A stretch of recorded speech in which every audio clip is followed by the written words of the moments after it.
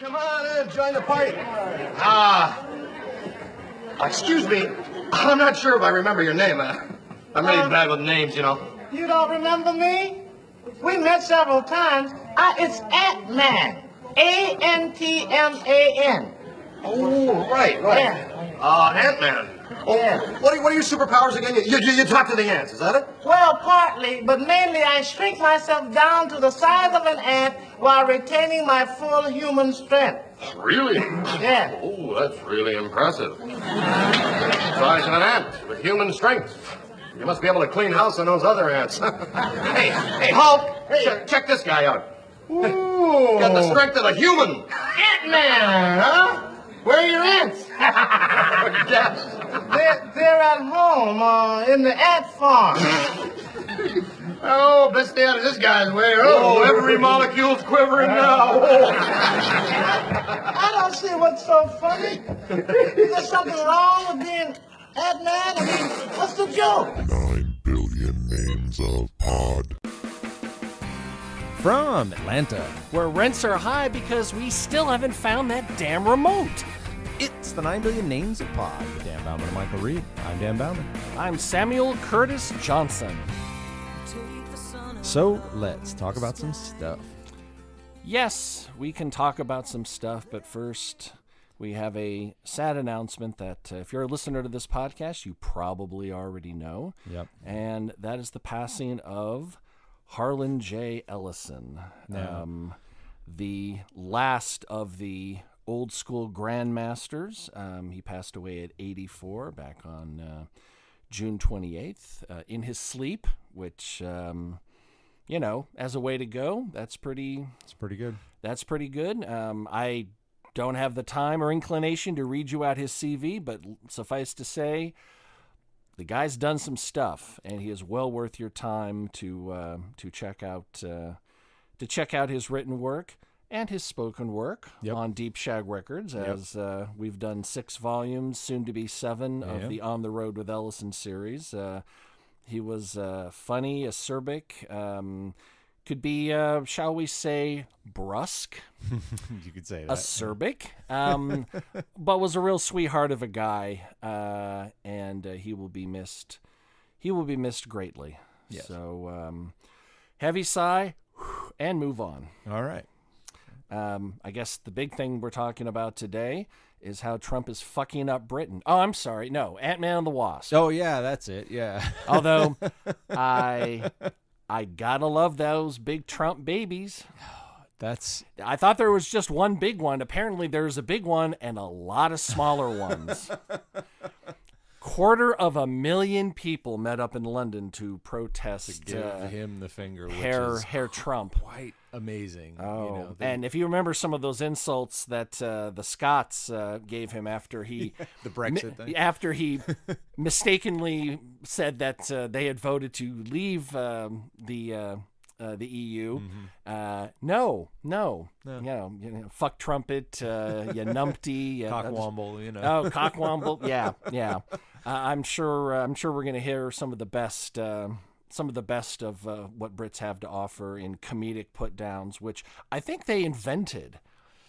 Probably. I mean, maybe it was Latin, first, and then directly to England. Right. Yeah. So that's happening. He's embarrassing himself with the Queen, of course. But making us look. We stupid, knew it would be a complete insulting Angela Merkel and saying. Well, that was before. Then he got to England and insulted here, but I have not it within me to do another one of my vitriolic Trump podcast episodes. No, let's talk about something because we've got something fun to talk about, and that is Ant-Man and the Wasp. Yes, the latest entry from the Marvel universe, and we went and saw it together with a large group of people about a week or so ago, and the large group of people was because one of the people in our party was in the film. And who has been on our podcast? Yes. More than once, I believe. Many times. Well, Yeah. because of Doctor Who and Doctor Who stuff like that. roundtables and stuff. Suehyla El-Attar. Yep. She's an Atlanta actress, playwright, Director. Dramaturg, director. All around. She does odd jobs around the house. Yeah, she does. She can spackle. She can do tile work. She Yep. does everything. And she wasn't just like in the background. No, she had had a named character. And a close-up and 2 lines in the close-up. Exactly. Yes. After the movie was over, you guys had left, and I came up to her. We were all kind of hanging out, talking about empty booze bottles for Courtney. Yeah. And I said, so I saw like a blur, like a shape or something, and I thought that was you, and everyone cheered, but I didn't really, and there was like a 3-second stare down. She goes, "You're kidding." I went, "Yeah." I know how you are. Like, okay. Yeah, I heard you say, "Is that it?" And no, luckily it was not it. Yeah. As always, we'll preface this with spoilers. So many spoilers, except that Suheila's in it. Suheila's in it. Well, We're spoiling the hell out of that. Go see it. Suheila's in it. You know her. You love her. Go yeah. see it. There's basically a B storyline. Pardon the yeah, as in A B. Yes. Yes. Into which Ant-Man, Scott Lang he's on house arrest, which is why he did not participate in Infinity War, because because he took a deal. When the entire planet is under attack, but you're under a house arrest and you're a superhero with a suit, Yeah. you just stay home. Right. Because what's more important, the fate of, let's say, the universe, or at least your planet, or not getting the United States government angry. I don't know. I weighed them. I know. It was a bit of a storytelling. Well, he would have been separated even longer, or had more in trouble, be away from his daughter, and that's a huge I want to say motifier. That's not a word. Motive? Motivation. A huge bit of man, my brain is not working for. It's a motivator. Yes. To toe the line. Right. He's not like, Paul Manafort fucking up and then having to go directly to jail. No, he's trying to go straight, so to speak. He's trying to not fuck up, and he got in trouble for going to Germany and having a big giant airport fight with all the Avengers, and he took the deal and said, okay, they let him out of the underwater prison, to which who was Iron Man was like, who is this guy? So they said they let it, because Captain America let everybody out, but we call him Cap. Yeah. Cap let everybody out of the little submarine prison, and a bunch of them. And this goes back to Infinity War, but they made a point of saying that in Infinity War that Clint, aka Hawkeye, and Scott took deals and whatever, so they weren't in Infinity War, and now we see why. Right, they can no longer fight alongside Captain America. Yeah. And this was a fun movie in the respect that Infinity War was such a pummeling that we got for 3 hours. This is the scene of Indy shooting the guy with the sword. Yes. But a whole film basically built around that, where you could take that collective breath, because I have a feeling that the bad feelings will resume with Avengers 4. Absolutely. Because it's going to start off like, all right, we're going to, oh, that's right. Oh, that's right. Half so the many people are are dust. Yeah. So I gotta give it to Monsignor Rudd there. That comic timing is still just he was getting jokes from just looks, like over people's shoulder, that no one else in the entire scene saw except one other person. He's like, Yeah. I'm doing it now very well, and it shows up perfectly on a podcast. Right. Can't you tell? Mm-hmm. Yeah. Well, and that was the thing. It was like Paul Rudd as a superhero, and it's like, they played to his strength. They let him be, it's like Deadpool. They let a funny guy be play to his strength of being a comedian, and they made a funny superhero movie, which it very much is. Right. Whereas, Deadpool is, for better or worse, fighting because he's pissed off and also because he wants to get back to his woman. Yep. Paul Rudd is fighting because he's pissed off and he wants to get back to his daughter. Yeah, he wants to raise his kid. All right. And so yeah, it starts out with basically that, him in house arrest with his kid playing around, and there's where am I going with this? The B storyline is that he has to keep bouncing back to home. It's almost sitcom-esque where Mr. Furley's going to run into the house and catch him. It's basically Ferris Bueller about 5 or 6 times where it's right. like, shit, it's a race to get home before the cops bust in and find whatever. Him not there. Right, exactly. And that is where our friend Suehyla is one of those agents, which was really great to see her pop in and out on in a bunch of scenes. Yeah. And she did get to work with Paul Rudd, but she was with Randall Park most of it. And I didn't get a chance to talk to her about that aspect of it. And Judy Greer and well, you know how much she loves to talk endlessly about her work. that is the thing about Suehyla. It's like, so how was it work? It's fine.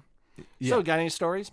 Not really. Yeah. Don't ask me about work. Ask me how I am. It's like, okay. So. Exactly. Exactly. I have a running joke with her about once every 6 months. I go, so what are you working on? And now we're done. And she never answers. And then we move on, just so she knows that I'm gonna be that way about once every 6 months. And we were gonna have her on the podcast, but she flatly denied it and told us to go to. Oh wait, no, she was on vacation. Yeah, she was out of town. She took a well-deserved holiday off to the left coast. Yes, indeed. So, strangely enough, that's where Ant-Man is set. It was in San Francisco, and that's exactly where they are. So as a matter of fact, I said, by all means, go to Fisherman's Wharf because you're gonna have to get there to head off to Alcatraz, which is one of the things they're gonna go check out, and just have some French fries and see how long you keep them on that pier, especially in summer. That scene where the seagulls just kept coming down every 5 seconds, that's a real thing. You think, gosh, those birds are weird. Like, no. Well, they are weird, but that's true to life. Mm-hmm. Anyone who's been to San Francisco or comes from there knows that those birds have been trained through decades that there is the food, and you got to go down and nail it. Wow. Oh, yeah, it's serious. Okay. It's absolutely serious. Okay. So that's why I got an extra kick out of that. It wasn't just some weird, like, oh, the birds are doing that. Like, I know they do that. And they're doing that to Ant-Man. Oh, my God. It's that exactly like we were talking about something off the air. It's the details. It's you right. To the people who don't know, hey, that was funny. The people who do know, it's like, oh, my God, that's exactly what happened. It's funny, and it's so true. Right. Right. Right. So in this movie, to be completely honest, the first Ant-Man, I was like, oh, this is fun. This is okay. Same here. Didn't knock me out.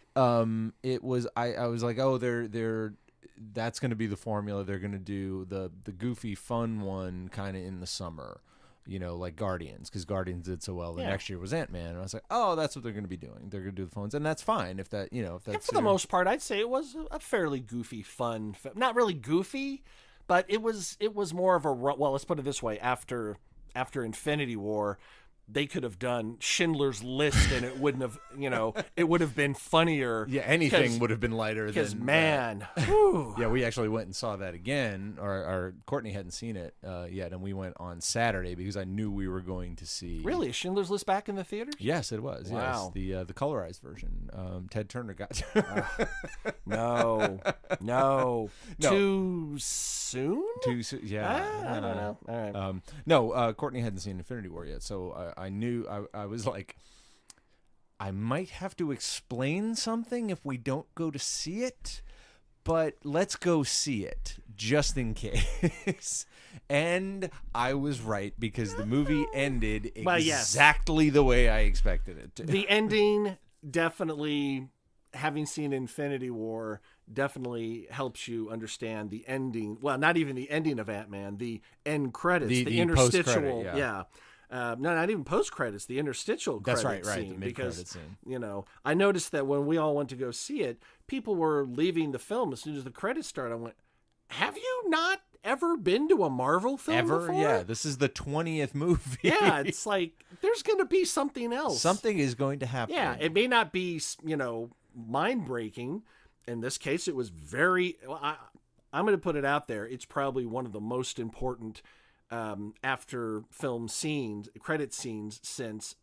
I like to speak to you about the Avengers Initiative. Pretty much, yeah. And well, it was. We'll get into that. Yeah. Let's get into it. It was the only way I think it could have ended, because obviously, if you have not seen Infinity War, why are you here listening to this? But at the end of the no, really, why? We want to know. Yeah. Send us an email. Comlink@billionpod.com.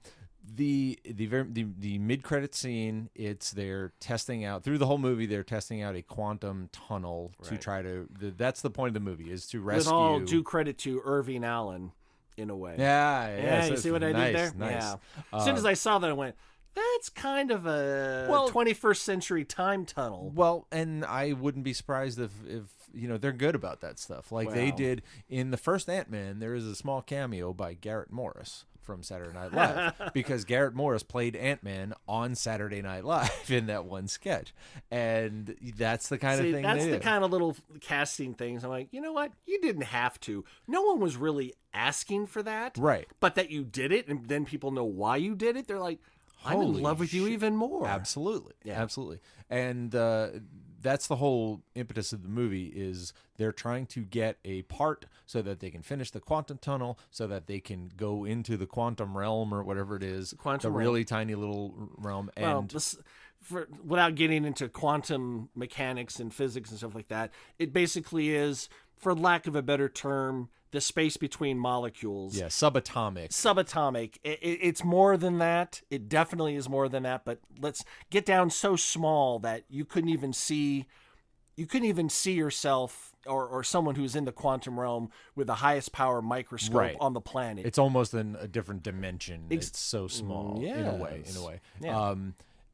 Because that was the thing in the first movie, was that Hope Van Dyne's mother, Janet, who was the original Wasp, went so small because of a thing, and that's what the point of the movie was. They figured it out, and they were going to go try and get her. Well, here we found out why she went so small. Yes. She sacrificed herself to get inside the casing of a missile that was about to kill hundreds, thousands, millions.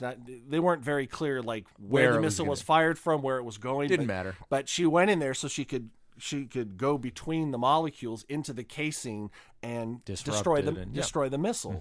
And she knew she couldn't come back, and she did not come back. Right. So a lot of the research that Hank's been up to, I would say, is pretty much trying to get the missus back. Yeah, absolutely. And that's for himself and for his daughter, for Hope. his daughter. And as an aside, going back to the detail thing, one of my favorite things in when he went down to the quantum realm was that there were tardigrades in there.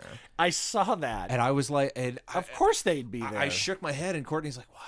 And I was like, those are real. Yeah. Tardigrades are actual. Those are real. Those aren't like monsters. Those are actual tiny little creatures. And they've been around for, you think roaches are tough to kill. They say these things are Probably pretty much indestructible. They're indestructible. Like, they live around volcanic vents at the bottom of the sea. And in space. They can survive in vacuum and, 0 degrees Kelvin or whatever it is. Right. Or it's amazing. They're amazing. And they're like Cher. Yeah. Bringing it back to the roaches. Yes. It should be like, they're like tardigrades and Cher. Yes, exactly. Because roaches will die millions of years before tardigrades will be going, I'm fine. And she even has a line, and getting back to what we were talking about, Janet Van Dyne says that. She says, watch the tardigrades. They're cute, but they'll eat you. But they'll eat you, because what do they know? You're just something that to be consumed. And as soon as he was, in that, as soon as he was in that realm, and the tardigrades like, I don't know what do tardigrades eat. That was my question. How did she survive, and what is there to eat in the quantum realm? And well, see, that's another thing. Obviously she aged fabulously. Yeah, oh, like yeah. Helen Mirren fabulously. Go, Michelle.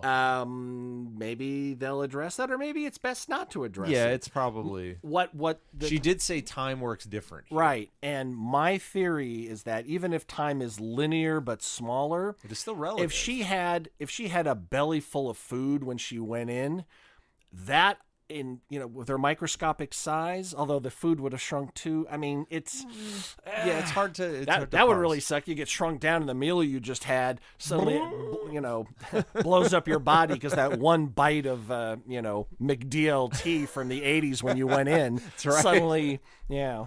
Yeah, and the relativity, I mean, it kind of might work that way too. Yeah. But and that brings us to my little thing I want to talk about. Okay. Which I think is really the entire reason for this film. Okay. This film, in my opinion, is absolutely crucial to the Avengers Infinity War storyline. Okay. Insanely, like if they hadn't done this film, they couldn't do 4 as they're going to do it. Okay. Did you hear Janet say when in the interstitial scene when he said, don't get caught up in any time vortices? Yep. That's how they're going to take care of Thanos. I don't know if that's going to be the end result, but I think it might be there are a couple of prevailing theories on what that line means, but you are absolutely right. That is the pivotal line of that movie. Yep. Because let's step back for just a second. There is no way without time travel in some way, shape, or form to undo what Thanos did. Well, but there is. Oh, is there? There is. The gauntlet is still active. But it's inside. It's with him inside the what is it? The one of the crystals on the gauntlet. That's where he is. Who? Thanos. Yeah. There's is it the Hope Stone? I can't remember the name of it, but he's not just sitting around in the universe with the gauntlet around. He's in one of the stones. At least that's how I understand it. Okay. So he's untouchable as far as I know. Okay. Yeah, right. I agree with you. catch If that. he was just sitting on some random planet going, now everything's good.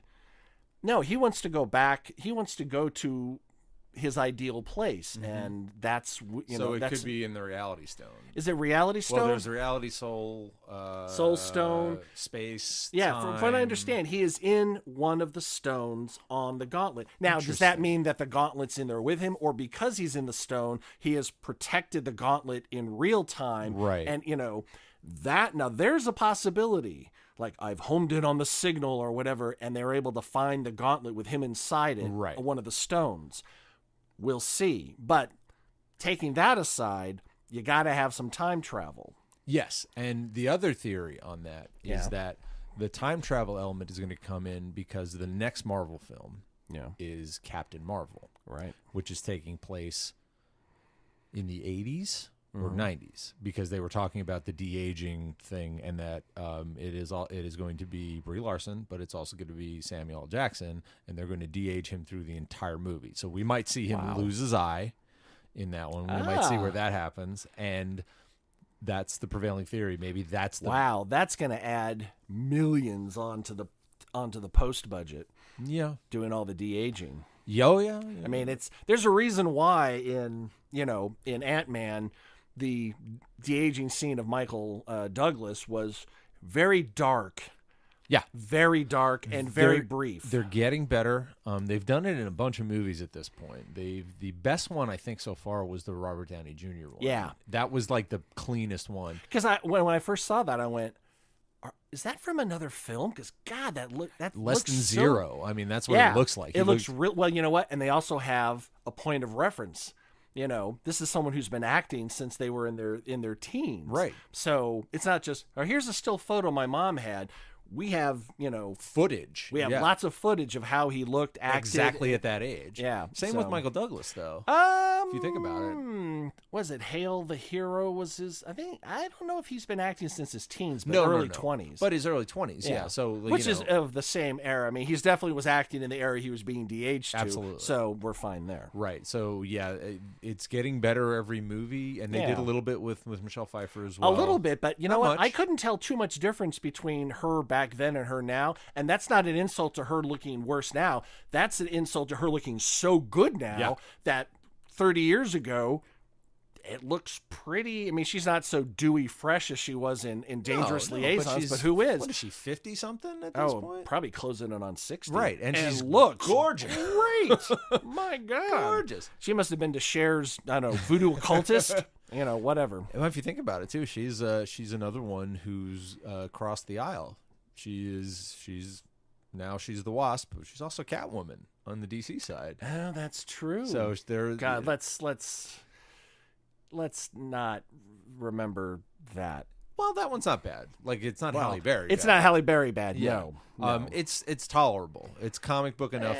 Of all those, that's one of the better ones in my opinion. But the best one of the Tim Burton ones? No, of the Catwoman in the big screen. I mean, let's face it. Say what you want about Anne Hathaway, she did great in that. Yeah. Not a great movie, but no. There are a few who have jumped both sides, and I think so far Brolin's winning because he's got 3. He's got what, 2 Marvel, 1 DC? Yeah, he was Jonah Hex in DC. He's Thanos, and he's Cable. So that's pretty good. Yeah. That's pretty good on both sides. Yeah, but he's doing okay. But back to the Marvel, and the very long stretched out thing we were getting to with the mid credits scene. Were we getting somewhere with it? We never actually said what happened. Was that they were trying to make the time tunnel in the quantum, blah blah blah, and Scott goes in there. He goes in there to get, and this made me go, what? To get quantum energy, the thing that Janet came out full of, that was able to heal Ghost. Right. So quantum energy is apparently like an elixir. I mean, it's energy. I mean, maybe there was a battery of some sort, and it was a test, I think, to see if they could go down and come back. And then, and I'm sure it's Neil deGrasse Tyson's head is exploding. But of course, it's Marvel. It's Marvel. We're not doing Gravity, where it takes place in real time Earth situation. This is the fantasy realm. Let us have it, Neil. Let us have it. So they go down there, and he just opens up a canister and scoops up quantum energy. And that's how they're works. chatting back and forth on the comm and everything. And I swear this is exactly how I thought this movie was going to end. It, to the letter, was that he goes down and they're chatting, and all of a sudden, no response. The comms go dead. And he's like, "Hey guys, what's up? Hey guys." Cut to now before you. Yep. They sent him. He's not in the bubble. Yeah. He's not in the bubble. Send me back. So have they determined how to get him in without being in? Well, he did that in the suit already. Right, but I mean, the whole thing of the tunnel was you're in the safe. shuttle, the bubble. So maybe they've perfected it. And of course, he knows how to, or was able to, come out, go in and then back out of the quantum realm. It was with her help, though. That was kind of the thing. So anyway. But this is very key. He has done it before. Right. So it's not like, how will he ever? He's not out of the realm of that he could get back out. Right. It's possible. Right. Because he's stuck now. Because they, like I said, comms go down. Cut to hello, and all you see 3 piles of ash, of Thanos ash. Right. And they were really, really smart the way they did it. Yeah, it was a little like, the universe is in danger and no one notices because they're running around in San Francisco. But I expected at least some kind of nod to, big giant ship has crashed in New York, donut ship. And I was like, that's going to give it away, because they never really, all it said at the top of the thing was present day. It didn't say like a time period, and it didn't and keep in mind, this is based on the West Coast and Thanos. Like every other villain, every other criminal on the planet ever, they go to New York. Yeah, Eastern Standard. They all go to New York. Oh yeah. I mean, I love New York, but when it comes to living in the DC or Marvel universe, I'm getting the fuck out of New York. I mean, Metropolis, Yeah. Gotham, Central City. Central to what? Crime? Yes, because that's where it all happens. It's not like if the Avengers happened in like Des Moines, Iowa, they'd all just be sitting around and be like that end credit scene, eating food, going, well, guess nothing's happening. Right. Because all the crime is somewhere else, like New York. Can you imagine them sitting around? It's like, wow, we have to go to Parkersburg, West Virginia. Why? There's some shit going down. What's going on there? Get in the bus, Oh my god, that's those gas sipping sister fuckers. You got to keep an eye on them. Yeah, I've been to Parkersburg, West Virginia. Yeah, I have. Oh no, is it Virginia? Virginia is the not bad one. West Virginia is the messed up one. Because I know there's like North Carolina, okay, South Carolina, dear God. Yeah, West Virginia is West by God, as they call it. Okay, there you go. So yes. So that was. I was like, because I remember I kept seeing the trailers for Ant-Man, going, so how is it tie into Infinity War? And then after seeing Infinity War, I was like, so how does it tie into Infinity War? Is it like before? Is it? And it was right up against it. Right. You know? Which, now you keep in mind that during Infinity War, a lot of these battles took place off planet. Exactly. I was thinking that too. Yeah. So, most of it takes place in space. So how would anybody know who's not looped in? And my guess is that he knew about what was going on. He was on house arrest, but that was happening in New York. Just New York. Yeah. So and not a lot happened. Right. Like, a couple of ships dropped down. Right. And there's some other stuff went down. One ship went to Prague or Scotland. Right. To fight to get Vision. Right. The big ship dropped in New York. But I mean, it wasn't like an invasion. He probably went, Cap and the rest of them, they're on it. Right. Well, actually, at that point, weren't they divided? They were, but I mean, Iron Man is still there. Yeah. They're still upstate New York. Right. There's still a bunch of Avengers. The previous Avengers, past, present, whatever, they're on it. It'll be okay. Mm-hmm. I'm guessing that if it was a full out assault on, if it was V, where a ship descended upon every major capital, then he'd be like, you know what? They'd be calling ankle in bracelet. everybody. Screw it. I'm out. Yeah, I'm give doing me my it. suit. Right. Yeah. So I get that, and the fact that they didn't spell it out, that's fine, because you don't have to show every. Yeah. What about this possibility? Fine, we'll add a line of dialogue. What about this? We got to do a scene for that. It was good because it on many reasons, in many respects, because it was good because he was dealing with his own thing. Right, and also if they had done that, it would have put it in people's head like, oh shit. Yeah. At some point, someone's turned into ash. Will we see that or will we not see that? Yeah. So they had to completely telegraphed. Right. So they couldn't telegraph that they were really running parallel with the timeline for Infinity War. Yep. So I think that was a smart decision. Absolutely. Because that would have totally given it away and would have really reduced the stakes. It's like, who gives a shit who wins or not, who gets the office or not? Half of everyone's turned into ash in less than 2 hours when the film's over. So who gives a crap? But and the way they did it, I mean, you didn't know if it was 3 months or 2 hours before the Thanos thing was going on. Right. So they made a good thing there. I'm thinking Ant-Man's gonna get into a time vortex. I think you're right. Yeah. For one reason or another, that might be the only way he gets out. That is true. One of the other things, and this is a bit of a cheat that's not in the film, but there have been reports of some of the Avengers being seen on set in their first Avengers film costumes, which tells us he's not just going to go right back before Thanos shows up. It's not an exact science. Who knows? He may go back before the Avengers were formed or just after or whatever. So they might actually recreate some of the. I have a feeling they may mess with people's minds and going like, Ant-Man was there that whole time before he made himself. There's things they can do that'll make people go, I see what you did there. Yeah, like they kind of like Rashomon, where you see a scene you just saw from another angle. Back to the Future, the whole thing. Back to the Future 2, where you saw the two Martys running around back and forth, and now they can actually do that even better. So right, exactly. So I'm keen to see how they, because we all know Thanos will be defeated.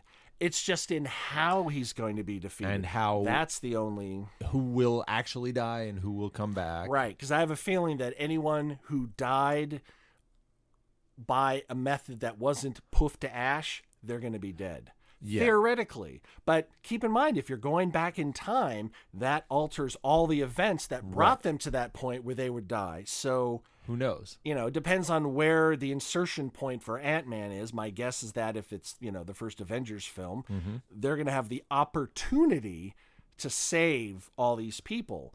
Although we may come up with a situation where it's like, all right, we got to do this to defeat Thanos. Oh, shit.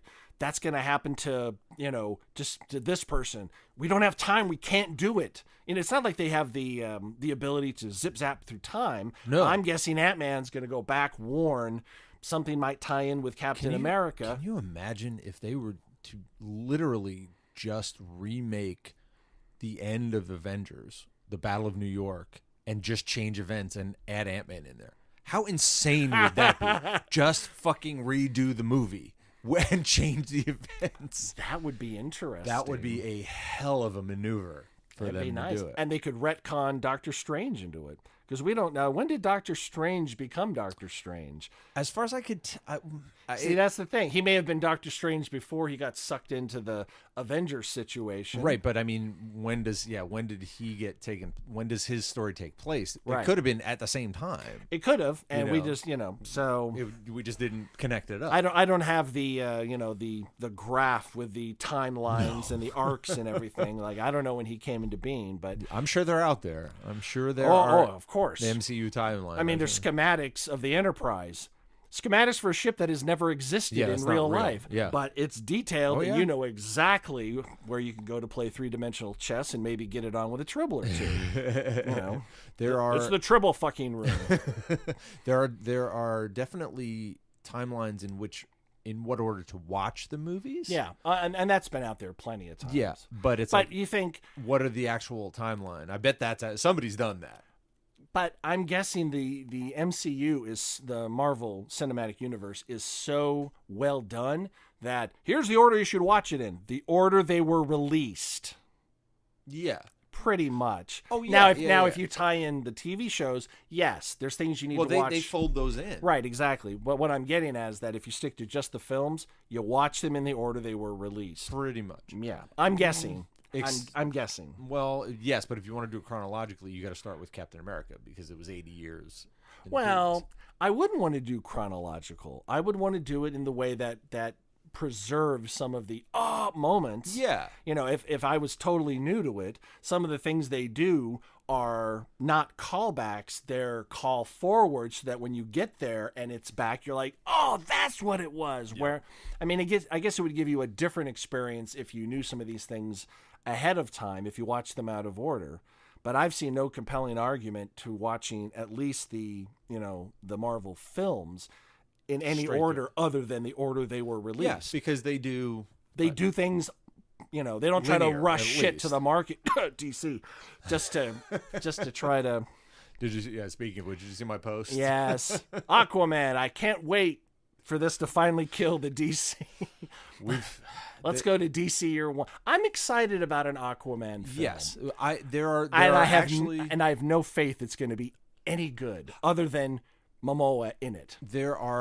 I was like, for the longest time, I was like, so what is actually going on in the DC universe? Like, what movies are made, what movies are not? And now we know. So in November, we're getting Aquaman. Which should have happened before a little film called Justice League. Well, yes, but that's his maybe. But we do have there is an Aquaman film coming. Yeah. Wonder Woman 84 is shooting, and they're doing like the TV series. Pretty much. They did messing with the Nazis, and now they're jumping instead of 74 or 77 like the TV series. They're going to 84 because the 80s are far more. Let's put it this way: in the 70s, the 40s are what the 80s are to us now. Yes. Does that make sense? Yes. Of course it does, because I said it. And we just got the first pictures released of Shazam. That's being made. And aside from the Filmation TV show Yeah. of the old man and the kid, what? Going around in an RV, I'm hoping, and I'm pretty sure it's going to be far better. What it is going to be is they're finally going to go goofy. They're finally going to make a lighter movie because because Zachary Levi is playing Shazam, which I'm really happy about, even though his name is Captain Marvel, but they had to change it because of Marvel. Right. And he's a kid. You know, Billy Batson says Shazam and becomes Shazam, the superhero. Right. And So it's their Peter Parker. even younger, yeah, not even high school. Like he's a kid, he's like 12 or something. Oh, wow. And he gets this power, but So he's already smoking and bird dogging girls. No. but they're gonna finally do something that's not, you know, dark and oppressive and, you know, fighting a big CG monster at the end. I think they're going for the like, You know, we gotta do something, man. That's what I'm all about, man. Just this, please don't. I'm sick of fighting CGI monsters. I mean, Thanos was CGI-ish in that it was but that was a humanoid. performance. I mean, Oh yeah. Oh no, that was, yeah. I'm talking, I guess, more along the lines of the, you know, the Superman reboot. Oh my God, where, yeah. You know, it's like, well, right. and Suicide Squad and Batman v Superman and, you know, just a big third act CG right catastrophe. Exactly. There are evidently, because there wasn't enough, I think 30 extra minutes in the Blu-ray for Infinity War. Okay. And I was like, I'm in, man. There are certain films where you're like, oh God, what the hell could that be? And other films you're like, oh my God, there's more? Yeah. Yes. And they said, the one report I read was that it's a lot more Thanos stuff, like backstory of Thanos. And I was like, give it. Good, Bring because it. what they put in there, definitely, you know, you felt a little bit when he had to, you know, take out Gamora and, you know, coming across Gamora and, you know, so I'm like, okay. We need a little more of that. It's like, he's an evil dick, but, you know, it's like, it's Hitler painted roses, like, oh, but you. Yeah. You know, it's like. Again, Marvel cracked that code. They figured out how to make a villain who is what's the relatable. Relatable. Even though it's like I said with Killmonger in Black Panther, it's like he's not wrong. No. A, he's not wrong. B, he won fair and square. His methods are extreme. See, that's the thing. Yeah, his that's end result. I mean, all of us, I think, can agree this planet would be so much better with fewer people. Yep. How do we go about that? Not turning half of everyone to ash. Yeah, you can't. Maybe through, I don't know, you know, family planning, education, birth control, education, conservation of resources, which is the reason why we're in dire straits, because there's too many people. Yeah. All the things that Republicans are against. You thought I wouldn't get that in there. No, I exactly. Knew you would. It's like, yeah, it's like, hey, I'm perfectly willing to agree that abortion is completely illegal as long as there are no kids in foster care, everyone has a family, and contraception is basically handed out on the street corner. Right. Until that time, shut the fuck up. Yeah. You know? So we agree with his means, but not his methods. Yes. It's different than a hero. I will take over the world because I want to. Exactly. It's like, you know what? That's just a big ego trip and you're a dick and we're going to defeat you. You know, whereas Thanos, you're like, well, no, but you're not. Yeah. And that was one of those things. Right. I have not read Infinity Gauntlet, but I've had people tell me that's one of the changes that they've made to the MCU that actually works, because in the comics, evidently he was just obsessed with death, and that's why he wanted to kill everybody. And it's like, that's fine in a comic book, but this, again, it's like changing the giant fucking squid to Ozymandias and Manhattan situation. Changing it to make it more, but to make it better. Yes, but this one actually worked. The other one didn't, in my opinion. But that's a whole other story. Zack Snyder. But yeah, they made it. I mean, yeah, it's a bizarrely noble goal that he's going for. Yeah, it's just that's true. The only way to accomplish it is to kill half of the universe. Yeah, and that's where the plan kind of falls apart. You know, And obviously it's not like, he goes, I will kill 10% of everybody. Gauntlet says, no, it has to be half. No, he just came up with half pulled it out of his ass. Now 10% of everybody, would people suddenly go, well, I could take my chance? No, still evil. Still evil. Still evil, just less evil. But still evil. We're going to do everything to stop you. So, it raised the stakes. Half of everybody. There was a funny thing I heard about where there was, I believe it was on Reddit, there was a big giant like Thanos and Marvel chat room, and the moderators blocked half of the people randomly. Yeah. Randomly. I was like, that's brilliant. Oh, wow. Like there was a Thanos thread and they just blocked half of the people randomly after the movie. It's like, that's fucking genius. Oh my God. I hadn't heard about that. Yeah. That is wonderful. And you couldn't get mad if you got no, blocked, absolutely. Well, all right, I guess so. It's like I took my chances, and I guess I got nailed by Thanos. And even because I caught it the second time, he was like, it's completely random. The rich have no sway. The poor, the powerful. It's just taking out half, and that's it. Right, and in his mind, that was the noble, hey, I'm not a bad guy. This is justification. I'm not saying it. you and you. I'm just saying, half. I'm not going to choose. Exactly. It's going to be random. It's like, still evil, but noble evil? Yeah. Disinterested party evil? Because you're wearing the gauntlet. It ain't going to be you, buddy. Right. And the only person that you love, you had to kill to be able to do this. Right. So therefore... So his exchange is clean. You have no stakes. His account is clean. Well, basically, his he paid his price. She's already, quote-unquote, Ash, yeah. as far as he's concerned. So there we go. Right. Yeah, that's really interesting. Yeah. I wonder if Proxima Midnight, that was my favorite coming out. That was one of the shots I saw of like the Blu-ray. There was like a couple more shots of her. Oh, good. Stuff, I thought she was awesome. She was great. Yeah. We love Carrie. It was funny. We saw it, like I said, right the day before, and it was so funny because Courtney got so excited through the whole movie. Just kept punching me every time somebody, popped Gee, up. that doesn't sound like her at all. But like in a just crazy excited way. And then the end of the movie comes. Yeah. And Thanos sits down. And the screen goes to black, and she just turned and stared at me for like 3 minutes, pissed off. And I was like, I didn't do it.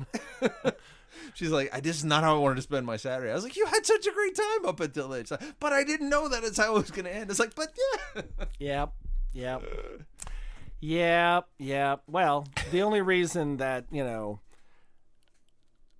that I left there going awesome was because, I'm into that kind of shit. Mm-hmm. But also, I know there's a part 2. Oh, yeah. They never let the bad guys ultimately win. No. And that's why when, Thor met up with Thanos and, tried to take him out, I went,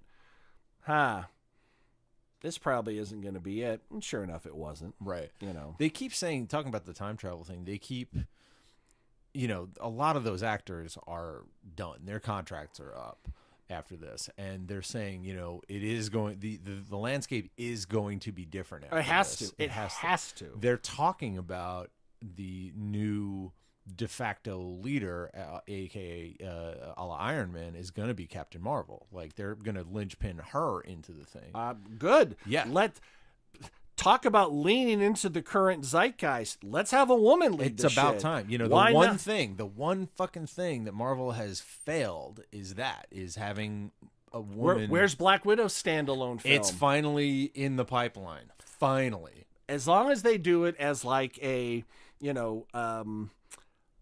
like an espionage assassin political thing. thriller, yeah. Right. Don't try to do it like I'm meeting Superhero. up with more superpowers. Like no superpowers. Fuck your superpowers. Yeah. You're a kick-ass assassin. That's your do job. that. Yeah.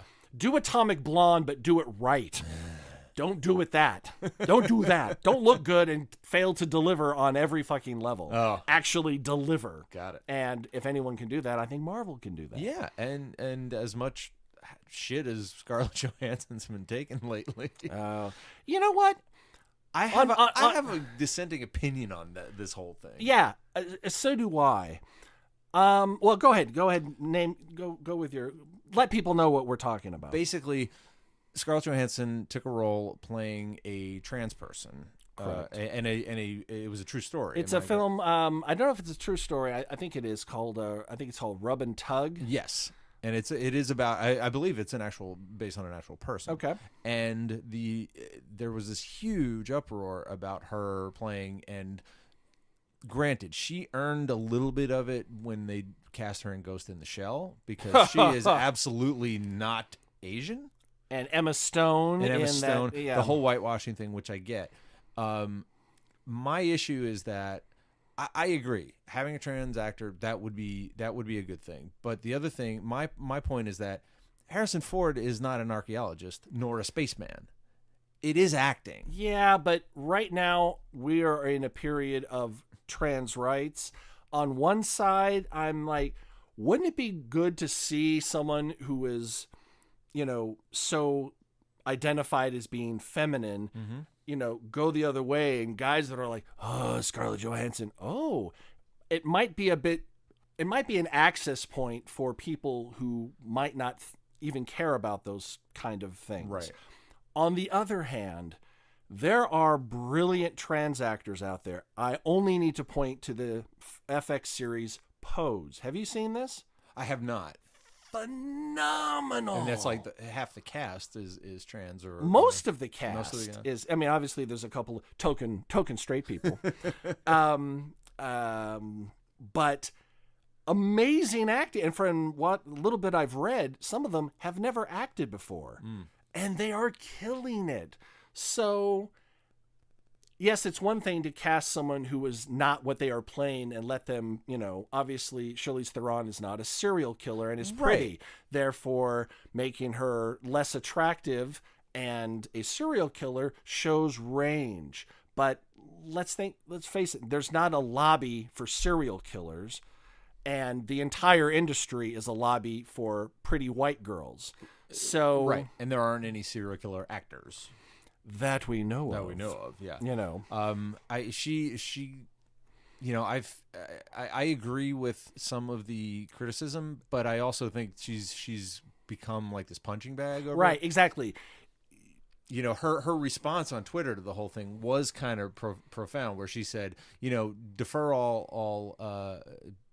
all correspondence to my representation, or Jeffrey Tambor's, or Hilary Swank's, or Jared Leto's. Exactly. Because it's been done. Those roles did not originate. They went into, at least in the case of Tambor's part on Transparent, did not originate in the era of trans rights at the forefront. Obviously, they were always there, but it did. It's like gay marriage wasn't a thing in the national conversation. It was always there for decades, but it wasn't in the national conversation until a certain point. Right. And now that it's out more in the open, it's like, this is our time. We need to, and you know what? I don't fault her for taking the role, because as an actor, like, yes, I'm supposed to be the sex pot, and I'm going to be. I want to do something. I want to do something different. I want to show my range. And the fact that she didn't hang on and said, I hear what you're saying, and maybe personally she didn't necessarily agree with it, but she knows, you know what, this is not the time or the role for me to be doing this. Yeah. So I will, and all credit to her. I think all criticism of her should stop immediately, because, but she took the role to begin with. I can't fault her for it. Well, that's her job. That's right. She's an actress. If she was just playing the same fucking role every damn time, she'd be Jack Nicholson. Yeah. For the most part. Right. I mean, great character. Yeah.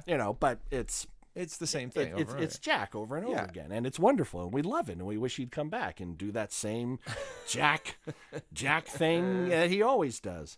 So, I'm okay with her having taken the role. I'm okay with her stepping back. Yeah.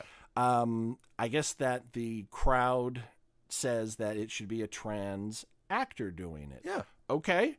I would love to see that. Yeah. If I was given the choice at the beginning of, casting, would you rather have an A-list star or a trans actor? why not both get one that is an A-list actor? They're you know, only- build someone up to be an A-list actor. Agreed. Yes. But on the money side, you know, the producers, I want Scarlett Johansson. Yeah, box from office. perhaps the director's or the writer's point, like, no, I want to have an actual, you know, someone who's experienced some of the things. Yeah, that box we're- office draw. Yeah. Exactly. So. Oh yeah, and I want mean, someone who can Well, relate to the character. it's different box office draw. If you have a trans actor as the lead in a major Hollywood film, that's going to draw a major, you know, that's going to be a draw. Yep. Scarlett Johansson, also a draw, But different. but not like Ghost in the Shell. Which, let's see, how many billions did? Oh, that's right, it died. It died. Because it was basically like Sucker Punch, beautifully slick and just empty as fuck. But they also, you know, you piss off your target audience. You piss off the people who want to see, you know, basically the Japanese who wanted to see a Japanese actor play this role, Right. and But also in the same way, I firmly believe that some of the, you know, gay roles that had raised the awareness for people in America that, oh, Republicans are telling us that they're trying to convert our kids and they're all pedophiles, but I see no evidence of it other than they're saying it. Yeah. Huh. Some of those roles, you know, Will and Grace, he is not a gay man. yes, And yes, that Eric did McCormick was wonderful. not gay. Right. Very, very influential to non-sympathetic audience. Mm-hmm. They're like, he's not a gay man being funny. He's a funny person who happens to be gay, the character. Yeah. And that made people go, huh, okay, positive portrayal. It builds until the point where like, I'm not afraid of gay people anymore. I mean, most people shouldn't be, but there are those. Right, and it's if gotten you're, to the... right, if you're being told A and B is what you experience over and over and over again, you look at A and go, I think you're full of shit because I have experience, real life experience, you know. And as B grows in influence, other people that are just in normal life that are gay or trans or whatever come out and are more willing to interact in society as who they are, not keeping it chill, not passing, not keeping it on the down low. And that gives the people that are more inclined to believe, you know, the bullshit to go, I have real life experience. I mean, I have 3 people in my work that are gay, and not once have they, you know. Has anything ever happened? Has anything ever happened? If anything, I'm a little more fabulous now because, you know, I have gay friends now. I have gay friends and I'm not wearing that ratchet eyeshadow anymore or whatever. Yeah, and it also has changed the landscape of television in the respect that now there are plenty of gay characters on TV, and they're not the focus of the show. It's not about gay people. Right. It's They're just- not Billy Crystal on Soap, where he Exactly. is just a huge stereotype. Right, but he needed to be. That broke down walls. Like, Well, because he also was the stereotype, but then also had moments of, oh, okay. So it, you know, it's always been around, but it hadn't permeated to the core of Hollywood. Now, you know, right now it's like, you know, you're not allowed to use the N-word anymore. Why would you want to? You're not allowed to be gay, you know, anti-gay anymore. Right. Because you get your ass dropped. and why would you? Yeah, why would you Exactly, want the to? way it should be. And that's starting to become that way with for trans people. Yeah. Thank God. It's like, unless you want to date them and you're angry that they're trans, first of all, that's your problem. That's your hang up. That's yeah. your hang up. It's not affecting anybody. Right. It's not. No kid is going to go, I want to change my sex to be like that person. I mean, it's called a crush when you're just... Yeah. I'm sorry. We're getting way far afield here. I just can't, you know. What are we talking about? Black Widow, Scarlett Yeah, Johansson. She's fine. She's not as good as an actress as her movie roles would indicate, but she's fine. She's fine. She's fine. It's not, you know, she's fine. We'll be fine.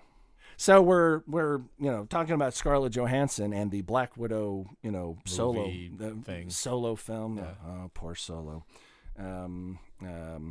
Ant-Man's box office just at now creeping to 200 million. So it ain't Black Panther, obviously. It ain't Infinity War. It ain't Avengers, obviously. But respectable. It's like Disney. Oh no, 2 of the films we've released have only done, $250 million each. Yeah. When Yes. it's like, sure, instead of getting 3 semi-trucks of cash backed up to the Disney dock, it's only one semi full of crap. But I have heard a bit of a rumor that for the Black Widow solo film, there will be a love interest, because there has to be. Yeah. But in keeping in line with some of the conversation we've been having about trans actors, apparently her love interest is going to be Medication time. we ran out of time. I will tell you next week.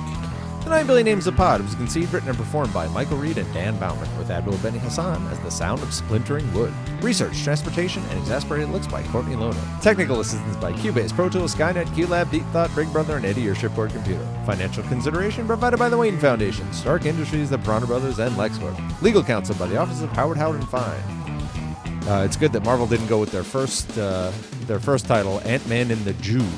It's a terrible title. Our intro music was written by Tim Akers. This podcast was sponsored by Deep Shack Records and is a production of Audio Primate. Throw us a couple stars on iTunes, why don't you? Listen, watch on YouTube, listen on SoundCloud, stream us on Stitcher, like us on Facebook, follow us on Twitter, or email us, comic@billionpod.com. Until this happens again, I'm Dan Bauman. I'm Michael Reed. Hello, Z.